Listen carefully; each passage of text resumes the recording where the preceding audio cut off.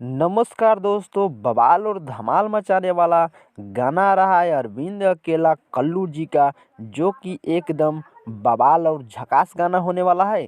जो कि गाना के नाम है जबरदस्ती नहीं। जी हाँ मेरे दोस्तों, जबरदस्ती नहीं एकदम बवाल और झकास गाना होने वाला है। जो कि गाना को गाए हैं अरविंद अकेला कल्लू जी और खुशी कक्कर, और गाना को लिखे हैं छोटू यादव, और म्यूजिक दिए हैं बिक्की बॉक्स। तो एकदम बवाल और झकास गाना होने वाला है, और ये गाना है रंगदारी वाला। तो ये गाना सुनिएगा, बवाल और धमाल मचाने वाला है। और वीडियो गाने में नज़र आने वाले हैं अरविंद अकेला कल्लू जी और कोमल जी। तो एकदम बवाल और झकास गाना है। ये गाना आ रहा है DRJ रिकॉर्ड भोजपुरी के यूट्यूब चैनल से। आज सुबह 7 बजे बवाल और धमाल मचा के रख देगा।